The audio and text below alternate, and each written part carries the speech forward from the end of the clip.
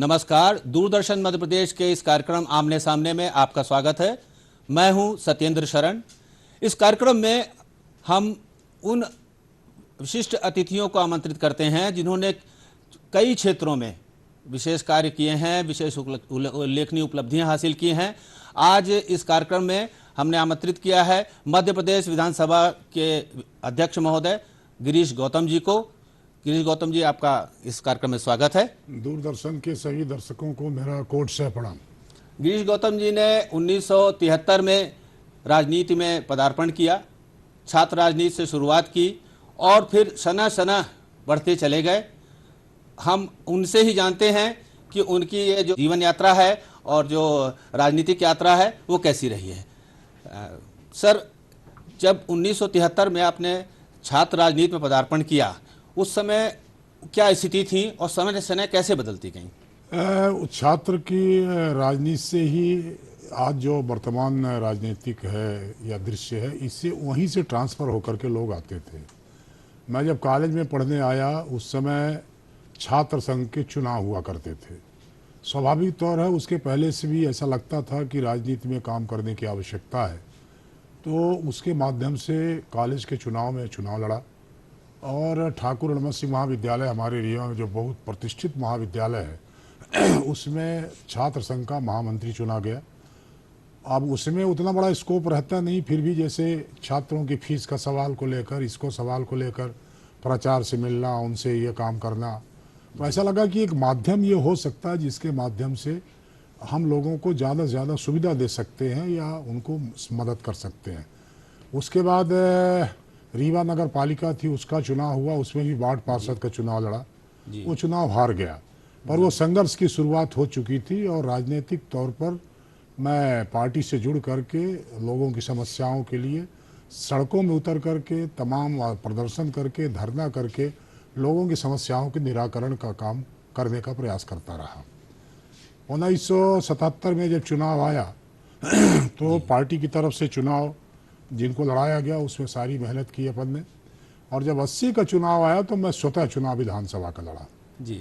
और वो मेरा पहला विधानसभा का चुनाव रीवा में गुड़ विधानसभा थी जहाँ से मैं चुनाव लड़ा जी। अच्छे वोट आए, चुनाव हार गया, पर ऐसा लगा कि ये चुनाव के माध्यम से भी हम लड़ते हैं, इससे भी एक अवसर मिलता है लोगों से संपर्क करने का, लोगों के काम करने का, उनको मदद करने का, और इसीलिए उसको हमने एक बतौर फील्ड तैयार करने का प्रयास किया कि गुड़ विधानसभा को राजनीतिक तौर पर अपने लड़ाई के लिए एक फील्ड तैयार करूँ। लगातार उसमें काम किया। बाद में ऐसी परिस्थितियां बनी कि 1985 का जब दूसरा चुनाव आया तो मुझे मनगमा भेज दिया गया कि आप जाकर के मनगमा विधानसभा चुनाव लड़ो। मनगमा विधानसभा में लड़ा, वहाँ पर नया नया गया था, कोई ऐसा करके नहीं था, चूँकि मनगमा का मैं मूल निवासी था, वहीं मेरी पैदाइश थी, वहीं पढ़ा था, स्कूल था, स्कूल के ज़माने के तमाम लोग थे, तो सब ने मिलकर के मदद की और एक अच्छा जो मत हो सकता है वो मत प्राप्त किया। इसके बाद वहीं से अपना कर्म भूमि बना करके वहाँ पर ही अपने संघर्ष शुरू किया। 85 के बाद 93 लड़ा, उसमें भी हार गए, 98 लड़ा, उसमें भी हार गए, बहुत कम मतों से हारे, 294 वोट से हारे थे। फिर 2003 में मनगमा से पहली सफलता मिली, उसके बाद विधानसभा में आया और फिर 2008 फिर वो आरक्षित हो गई तो देवतालाब चला गया। तो 2008 से अभी तक लगातार देवतालाब विधानसभा क्षेत्र का प्रतिनिधित्व कर रहा हूँ। और ऐसा मुझे लगता है, पहले भी लगता था कि दो तरह से जनसेवा के माध्यम हो सकते, एक तो संघर्षों के माध्यम से समस्याओं को अधिकारियों के सामने रखना या व्यवस्था के समक्ष रखना, दूसरा यदि राजनीतिक तौर पर अपने को सफलता मिलती, कोई विधायक बन जाता, सांसद बन जाता है, तो उसको जन समस्याओं के निराकरण को ज़्यादा अपन कह सकते हैं कि अधिकार तरह मिल जाता है, उसको निराकरण करने में ज़्यादा उसको सुविधा होती है। इसलिए इस दृष्टिकोण से मैं इसको देखता हूँ। आपने जो जैसा आपने बताया मनगमा क्षेत्र के आप हैं, मनगमा क्षेत्र में आपने उस समय के एक जाने माने नेता को आप पराजित किया। आपको क्या लगता है कि जनता ने आपको चुना और आपके विपक्षी को नहीं चुना, जबकि वो भी स्पीकर रह चुके हैं और आज आप भी स्पीकर हैं? तो आपको क्या लगता है कि ऐसी क्या खास बात थी जो आप में थी और जनता ने आपको चुना? मैं इसको दो दृष्टिकोण से देखता हूँ। एक तो ये है कि सत्ता में आने के बाद या शक्ति प्राप्त करने के बाद उस ऊर्जा का इस्तेमाल हमेशा लोगों के कल्याण के लिए करना चाहिए। मैं कई बार उदाहरण देता हूं कि आप देखते होंगे बिजली के जो तार आते हैं, इससे बिजली विद्युत प्रवाहित होकर के करंट लेकर के आती है, जिसको अपन करंट कहते हैं। अब उस करंट का दो तरह से इस्तेमाल कर सकते हैं हम।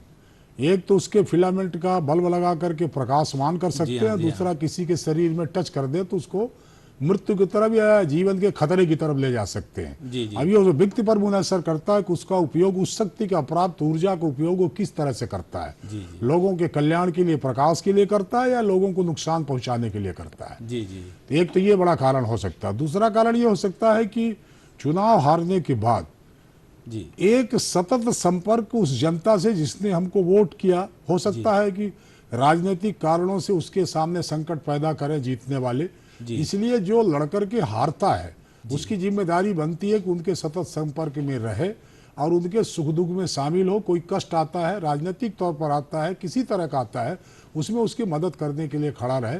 और शायद यही वजह रही कि जब 93 में मैं उनसे हारा विधानसभा अध्यक्ष जी से, 98 में जब हारा, तो दोनों चुनाव हारने के बाद मैंने संपर्क नहीं छोड़ा। तो ऐसा लगता है मुझे कि 2003 में लोगों ने सोचा हो कि विकल्प के तौर पर अब इनको चुना जा सकता है, इसलिए मेरा चुनाव कर लिया उन्होंने। ये तो आपको ऐसा नहीं लगता कि उस समय जो विकास कार्य चल रहे थे उसमें कुछ कमी रह गई थी, तो जनता ने ये सोचा कि क्यों ना हम अपने नए नेता को चुने ताकि उस क्षेत्र का विकास और ज्यादा हो? आपको ऐसा नहीं लगा क्या? वो पूरे मध्य प्रदेश की ही बात थी, क्योंकि 2003 के पहले सड़कों की हालत, बिजली की हालत, पानी की हालत, सब चीजें बहुत खराब अवस्था में थी। इसलिए पूरे प्रदेश की जनता ने मन बना लिया था कि हमको वर्तमान सरकार को अपदस्थ करके नई सरकार को विकल्प के तौर पे लाना है। तो जैसा तमाम पूरे प्रदेश में था वो हमारे बंगलों में भी था। जैसा कि आप कह रहे थे कि जो करंट था, जो शक्ति थी, उसका शायद जनता ने माना कि उसका सही उपयोग नहीं हुआ, तो जो शक्ति का उपयोग जो विकास के कार्य हुए हैं उनमें अभी भी कुछ बाकी है, अभी होना है? आपको लगता है ऐसा? नहीं, विकास तो एक सतत प्रक्रिया है जी। जैसे एक जब हम इंफ्रास्ट्रक्चर खड़ा करते हैं तो आप इस दृष्टिकोण से देखिए, हम शहर से शहरों को सड़क से जोड़ते हैं, फिर शहरों से तहसील को जोड़ते हैं, फिर तहसील से गांव को जोड़ते हैं, फिर गांव से मोहल्ले को जोड़ते हैं, मोहल्ले के बाद प्रयास करते हैं कि घर तक हम सड़क को आवागमन की सुविधा दे दें। पानी का हम टंकी बना करके प्रयास ये करते हैं कि घर घर टोटी से पानी पहुंच जाए, लोगों को पानी की उपलब्धता हो जाए। हम ये प्रयास करते हैं कि अस्पताल, डॉक्टर की पहुंच आम गरीबों तक नज़दीक हो जाए, ज़्यादा ज़्यादा अस्पताल खुल जाए, डॉक्टर आ जाए, चिकित्सक आ जाए, पैरामेडिकल स्टाफ के लोग आ जाए, हमारी स्कूलों की पहुंच बच्चों की ज़्यादा दूरी नहीं जाना पड़े, कम दूरी तय करके उनको शिक्षा का प्राप्त हो, अच्छे से अच्छा शिक्षा स्कूल खुल सके, जिसका भी मध्य प्रदेश सरकार ने प्रयास किया है। सीएम राइजिंग स्कूल में जो बेहतरीन स्कूल आ रहे हैं, इनको तो ये विकास की एक सतत प्रक्रिया है, ये कभी रुक नहीं सकती है। हम ये चाहते हैं कि पानी, जैसे सिंचाई का पानी है, यदि आज हम 1 लाख हेक्टेयर में सिंचाई कर रहे हैं तो कल इसको बढ़ा करके हम 2 लाख कर दें, 2.5 लाख कर दें, तो विकास कभी रुकता नहीं, विकास अपनी गति में रहता। अपना काम केवल ये रहता है कि उसमें थोड़ा सा मॉनिटरिंग हो, उसको क्रियान्वयन में तेजी लावे, ठीक से हो सके, ये काम रहता है। बाकी विकास तो होवे करेगा, विकास होता रहता है, पर विकास कभी ऐसा मन में बैठ नहीं जाना चाहिए कि अब हमारा काम हो गया, विकास हो गया, ऐसा कभी शांत नहीं बैठना चाहिए। हमें लगातार विकास की तरफ ध्यान देना चाहिए और विकास होते रहना चाहिए। जैसे अभी हाल ही में आपने विंध्य के विकास के लिए, खास करके जैसे रेलवे लाइन के मामले में, रेल के मामले में आपने मांग उठाई। कल ही हाल ही में एक नई रेल का शुभारंभ किया गया है। एक मांग आपने भी की थी, जो रीवा से दिल्ली जाती है ट्रेन आनंद विहार, उसका जो रूट है उसके बदलने की मांग की आपने भोपाल में जो प्लेटफॉर्म है आपने उस रेवांचल को बदलने की मांग की। ये सब विकास की कड़ियां हैं। तो ये जो कार्य हो रहे हैं विकास के, इनमें इनके साथ साथ और क्या विकास कार्य अभी वहाँ हो सकते हैं या होने चाहिए? अभी तो विंध्य में एक बड़ा काम हो रहा है जो और आगे गति पकड़ रहा है, होना चाहिए। बाण सागर के माध्यम से प्रयास ये हो रहा है कि किसान का 1 इंच खेत बिना पानी के नहीं रह जाए जी। इसलिए नहरों के जाल बिछाना, और हमारे विधानसभा में भी नाईगढ़ी माइक्रो इरिगेशन प्रोजेक्ट के नाम से जो माननीय मुख्यमंत्री जी ने घोषणा करके वो काम दिया था, उस पानी को पहुंचाना जी सबसे बड़ी प्राथमिकता हमारी है। जी अभी शायद 14 तारीख को ही उसका कोई नया टेंडर हो रहा है, जिससे वो बैलेंस वर्क जो बचा वो पूरा होकर के 2016 में उसका शायद आपने उसकी स्वीकृति करवाई थी। हाँ, माननीय मुख्यमंत्री ने 2016 में किया था। जी जी उसके दो पार्ट थे। जी एक पार्ट था बाण सागर का बहुती कैनाल के माध्यम से पानी नई गढ़ी तक पहुंचाना। जी जी जी दूसरा पार्ट था कि नई गढ़ी माइनर के ये बहुती कैनाल के माध्यम से नई गढ़ी माइक्रो इरिगेशन प्रोजेक्ट के माध्यम से जी 350 से 400 गांव के भीतर से पाइप लाइन से पानी पहुंचाना। जी जी दोनों पार्ट अलग अलग है। जी जी तो वो जो माइक्रो इरिगेशन का काम है वो काफ़ी तेज़ी से हो रहा है। उसमें उनके तमाम वो पानी के स्टोरेज सेंटर बन गए हैं, जी, पाइप उन्होंने डाल दिया है।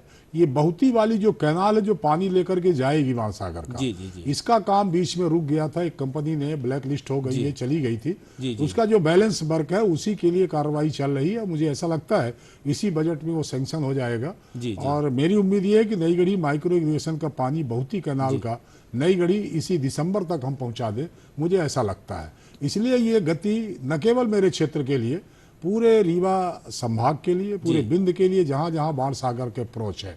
जैसे हमारी जो बरगी कैनाल है, हाँ अब बरगी कैनाल सलीमनाबाद में आकर के 12 किलोमीटर का नीचे का जो पैच है, जो सुरंग से पानी अपन लाते हैं, जी उसमें तीव्रता से ला करके उसको दोनों एंड की तरफ काम लगा करके अब हमको लगता है कि 3 या 3.5 किलोमीटर और बची है। 9 के आसपास हमने उसको खोद डाला है। जी जी जी यदि वो हो गया तो बरगी का जो एक्स्ट्रा पानी है वो आएगा। जी तो हमारे रीवा में जो हमारे बाणसागर का जो कैचमेंट नहीं है, जो अमरपाटन का क्षेत्र है, रीवा से बेला की तरफ लगा हुआ जो क्षेत्र है, नागावत का क्षेत्र है, यहाँ भी उसका पानी पहुँचाने में, जहाँ बाणसागर का पानी नहीं पहुँचता, उस पानी को पहुँचाने में हम सफल होंगे।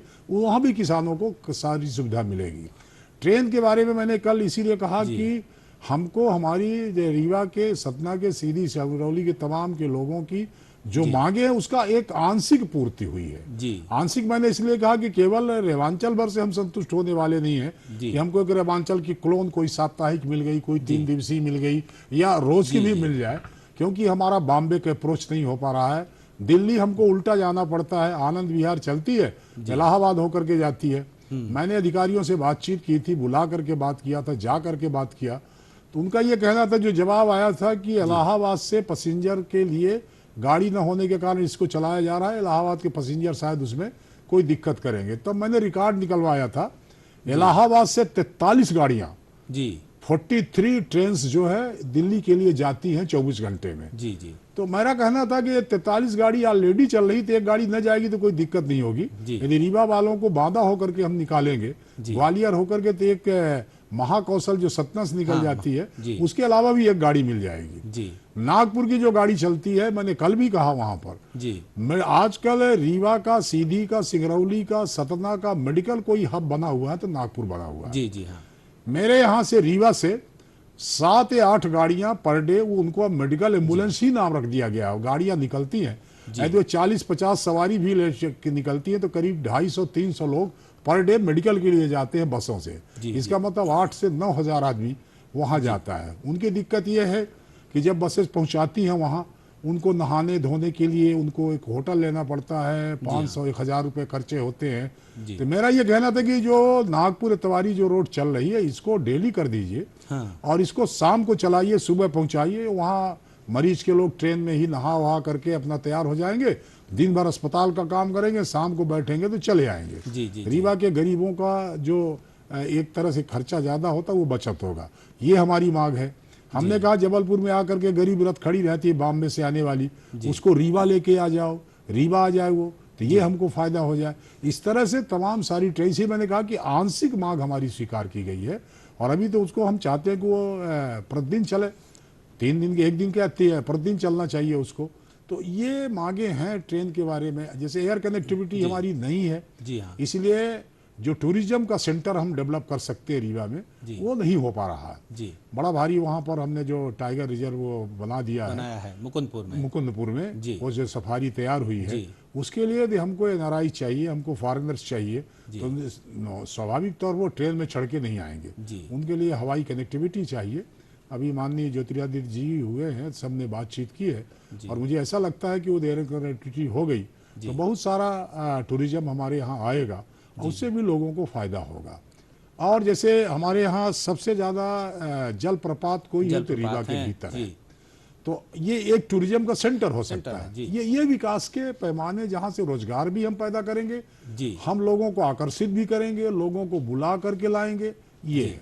जी। तीसरा ये, जैसे अभी हम चाहते हैं कि लोगों के कल्याण के लिए काम, बार बार मैं हर जी। बार हर मंच से निवेदन करता रहा हूँ, जी। जी। फिर भी करता हूँ कि जी। हमें रीवा के लिए कैंसर रिसर्च सेंटर और अस्पताल चाहिए। जी। जी। माननीय मुख्यमंत्री जी से आग्रह किया, जहां अपने को अवसर मिला वहां आग्रह किया।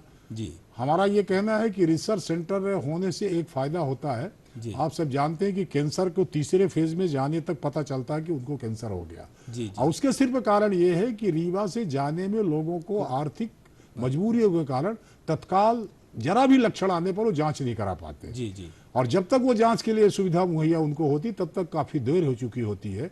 इसलिए रीवा के भीतर यदि रिसर्च सेंटर खुल जाए तो जल्दी पता चल जाएगा और शायद उनको बचाने में कामयाब हो सकेंगे।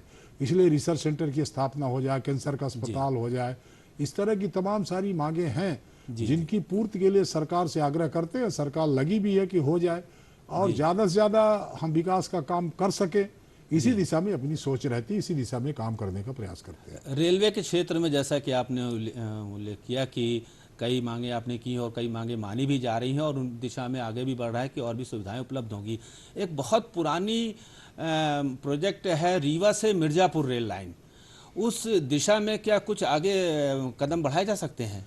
नहीं, उसका एक बार सर्वे हो गया, 2 बार सर्वे हो गया, शायद 3 बार हो गया। जी। लगातार इस बात का सेंटर के स्तर पर हमारे सांसद और तमाम सब लोग प्रयास कर रहे हैं जी। जी। कि वो भी निकल जाए। अभी तो प्राथमिकता हमारी है कि जो ऑलरेडी बजट में आ गई, जी। जिसका हमने जमीनों का अधिग्रहण कर लिया, जी। जिसका हमने काम शुरू कर दिया, जी। रीवा से सिंगरौली वाली, वो किसी तरह से पूरा हो जाए। जी। एक रास्ता तो मिले हमारे पास। हाँ। जी। और जी। वो उसी का ज्यादा प्रयास हो रहा है। अब मुआवजा की दिक्कत नहीं, जी। सारी जमीनें ले ली गई हैं, सब अधिग्रहण हो गए हैं, कई जगह तो प्लेटफॉर्म ही बन गए हैं।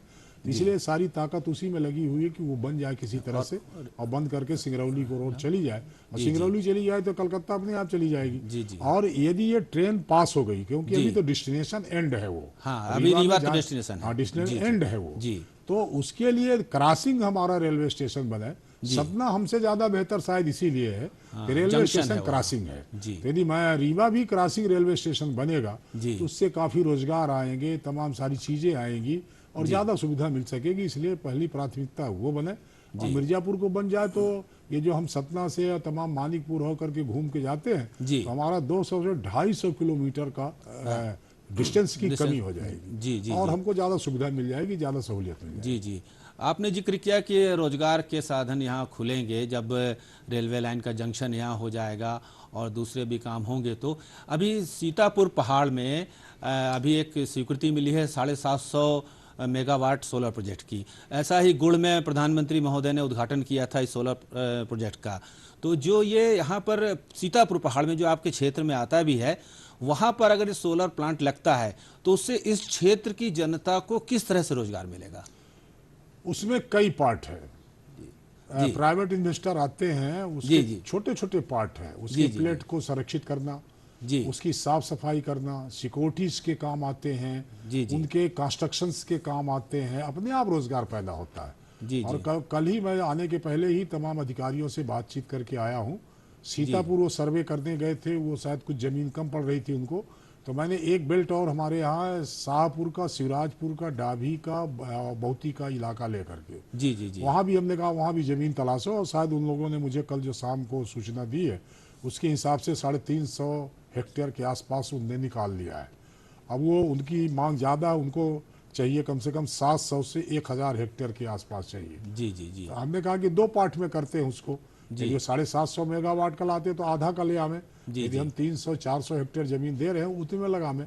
तो खैर वो जांच कल ही जब मैं आया हूं तो अधिकारियों लेकर के उनको गए हैं वहां पर, सब देख करके इसके बाद 2-3 दिन में रिपोर्ट आती है। और पहाड़ पर वो जगह भी खाली है काफी। हाँ, खाली है, काफी जगह खेती भी नहीं होती है। नहीं, कुछ नहीं होता, होते नहीं वहाँ कुछ। जी। जी। जी। इसलिए अपन उसका प्रयास कर रहे हैं कि वो हो जाए। हाँ। तो जी। उसका दोनों को फायदा होगा। सरकार के पास बिजली होगी जी। तो बिजली की हम लोगों को जो सप्लाई करते हैं वो ही दे सकेंगे। जी। और जी। हमारे वहाँ नौजवानों को, लोगों को रोजगार मिल सकेगा।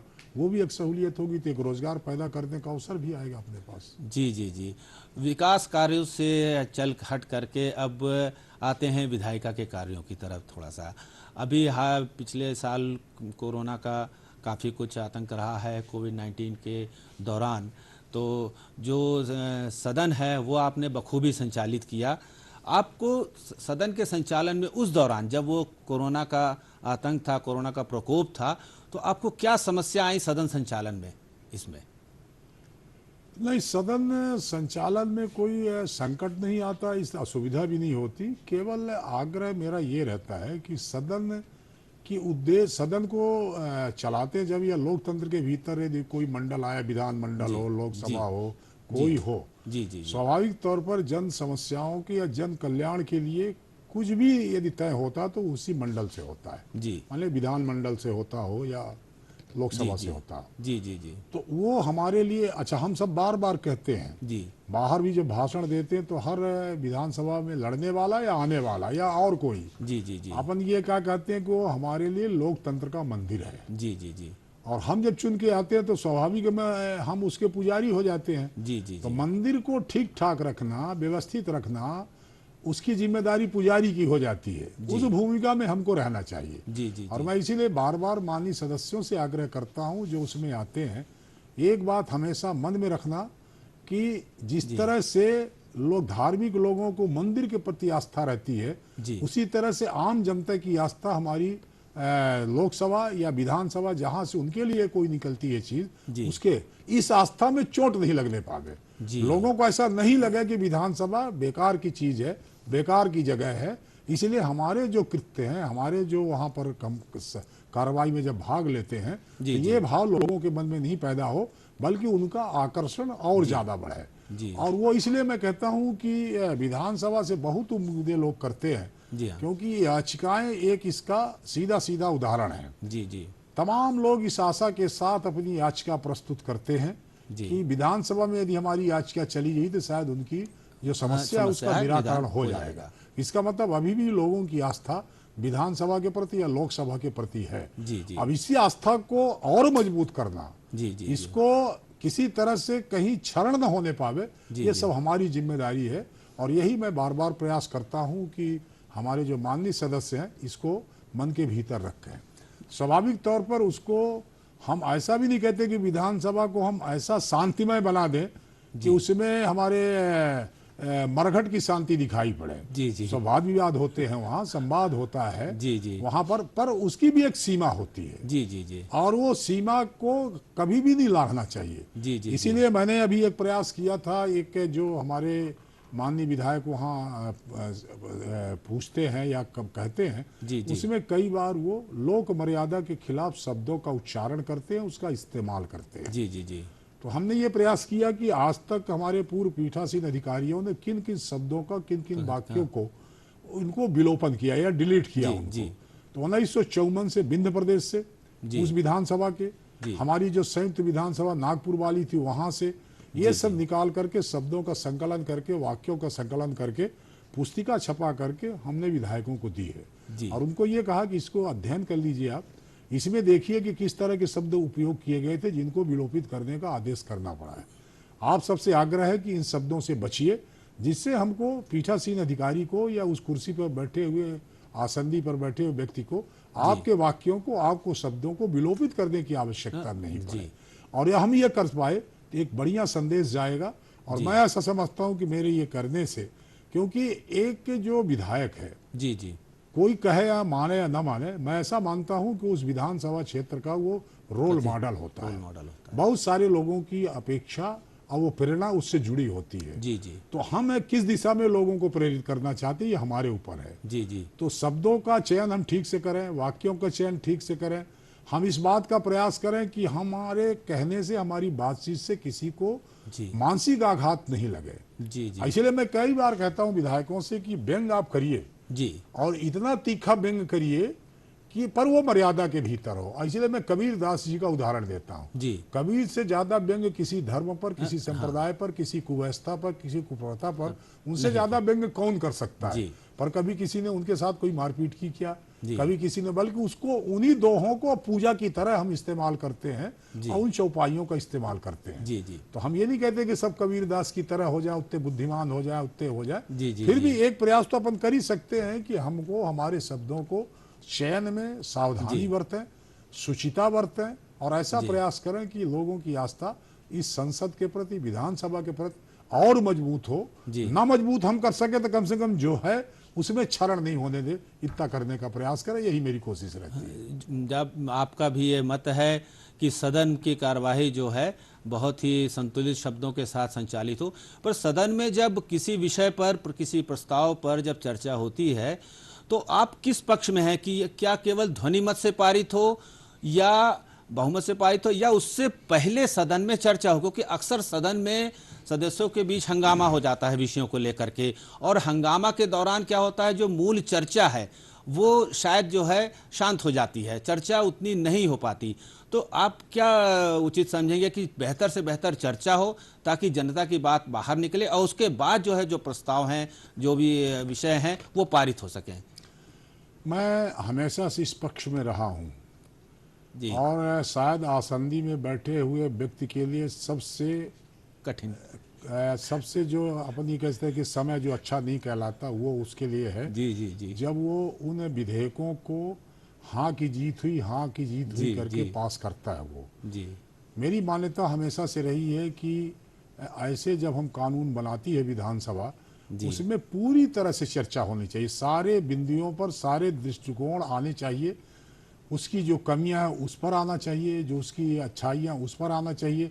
उसके बाद एक निचोड़ की तौर पर वो कामयाब विधेयक कहलाएगा।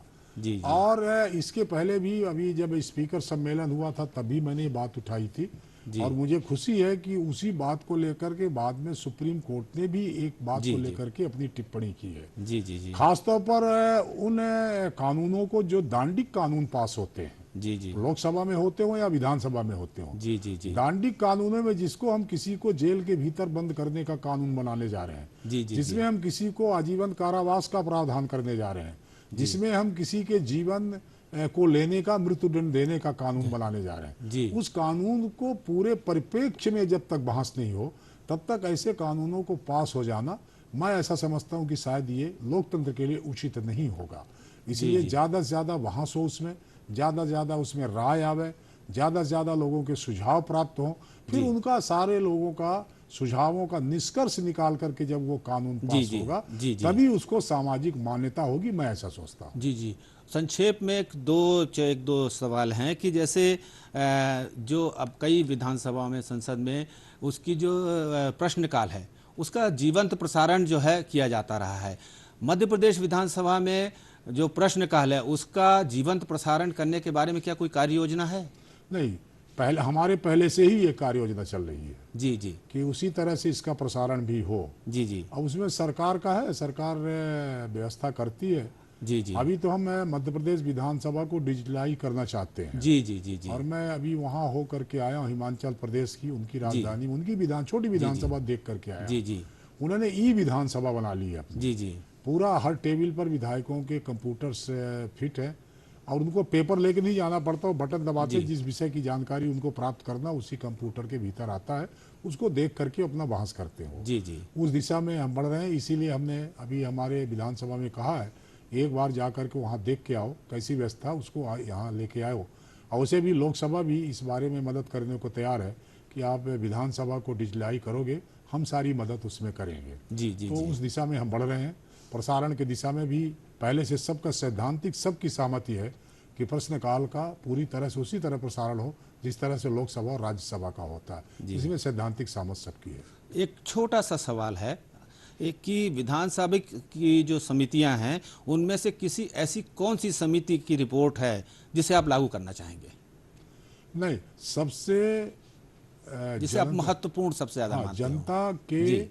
जनता के लिए या जनता के धन के लिए या जी। उस धन के सही उपयोग के लिए सबसे कोई जो समिति प्रभावशाली है वो लोक लेखा समिति कहलाती है। जी जी जी जी तो एक तो उसकी तमाम जो रिपोर्ट आती हैं उसमें एक्शन टेकन हमेशा अपने को करना जी चाहिए। जी जी जी दूसरी जो बहुत महत्वपूर्ण समिति है आश्वासन समिति है। जी जी कई बार विधानसभा के भीतर मंत्री जी कई चीज़ों का आश्वासन दे देते हैं, जी जी उसकी पूर्ति नहीं हो पाती, देर सवेर होती। जी वो जी जनता से जुड़ी हुई ही आश्वासन होते हैं, क्योंकि विधायक जनता के सवाल को ही लेकर के प्रश्न करता हुआ आश्वासन होते हैं। जी दो जी समितियों का बहुत ही महत्वपूर्ण कार्य है जी और जो जनता से सीधे जुड़े हुए हैं। जी जी इसलिए स्वाभाविक है इनके जो अनुशंसाएं आती है उसका क्रियान्वयन जी जितना तेजी से हो सकेगा जनता को जी उसमें जी फायदा जी होगा। अब आखिरी सवाल बहुत संक्षेप में कि जो जनप्रतिनिधि हैं सदन में आते हैं और सदन के बेहतर संचालन के लिए आप क्या क्या संदेश देना चाहेंगे कि सदन का संचालन बहुत बेहतर हो? अभी तो इसीलिए उत्कृष्ट पुरस्कार की मैंने घोषणा की है। जी उत्कृष्ट विधायक, उत्कृष्ट मंत्री, ऐसा करके ये जी जी बने हैं। इनका इसी मार्च में मैं उनका करने जा रहा हूँ। उसमें जो किस तरह से उनका सिलेक्शन होगा वो हमने निर्धारित किए हैं, 100 पॉइंट बनाए हैं। जी जी तो उसमें यही है, जैसे अब 1 पॉइंट 2-3 पॉइंट आपको बताते हैं जिसके संदर्भ में आपने सवाल जी किया है। विधायक का जो वहां पर बैठा है दूसरे दलों के प्रति उसका व्यवहार कैसा है, इसका भी अंक निर्धारण हमने किया है। आसंदी के प्रति उसका आचरण कैसा है, जी जी आसंदी के आदेशों का पालन करने में वो किस तरह का व्यवहार करता है, इन सारे विषयों को लेकर जो आप सवाल उठाए उन्हीं सवालों को लेकर के उनको पॉइंट रखे गए हैं, उनके अंक दिए जाएंगे। उसके बाद ही वो उत्कृष्ट विधायक की माने उसके लिए योग्य माना जाएगा। इसलिए हम ये बार बार जी, प्रयास कर रहे हैं कि हमारे माननीय विधायक हर हालत में इस बात को संयम के साथ एक विचार करेंगे। और कई बार होता है आक्रोश स्वाभाविक है, कई बार ऐसा लगता है कि हमारी बात को नहीं सुना जा रहा है, हमारी बात को अवसर नहीं मिल रहा हमको कहने का। इसलिए मैंने कई चीजें नवाचार कर दी। प्रथम बार के विधायकों का एक दिन हमने ले लिया, महिलाओं का एक दिन ले लिया। कई बार ऐसा होता है कि प्रथम बार के विधायक बेचारे उनको अवसर नहीं मिलता बोलने का, मैंने उनको भी अवसर देने का प्रश्नकाल में प्रयास आपने किया था ऐसा। जैसे विभागों की जब चर्चा आती है तो दोनों दलों की तरफ से समय निर्धारित रहता है, उसके हिसाब से उनकी सूची आती है। मैं प्रयास करता हूं कुछ सूची से बाहर जो दलों की सूची आई है उसके सूची के बाहर भी कुछ विधायक मुझसे संपर्क करते हैं, उनका नाम अपनी तरफ से जोड़ देता हूं कि आपको भी बोलने का मौका देता हूं। मेरा प्रयास है कि ज्यादा से ज्यादा विधायकों की किसी विषय को लेकर के चर्चा में भागीदारी हो, मेरा लगातार प्रयास यही रहता है। जी जी। तो आज के इस कार्यक्रम में हमारे साथ मध्य प्रदेश विधानसभा के स्पीकर गिरीश गौतम जी। गिरीश गौतम जी का इस कार्यक्रम में आने का बहुत बहुत धन्यवाद। अगले कार्यक्रम में किसी और शख्सियत से किसी और विषय पर चर्चा होगी, तब तक के लिए नमस्कार।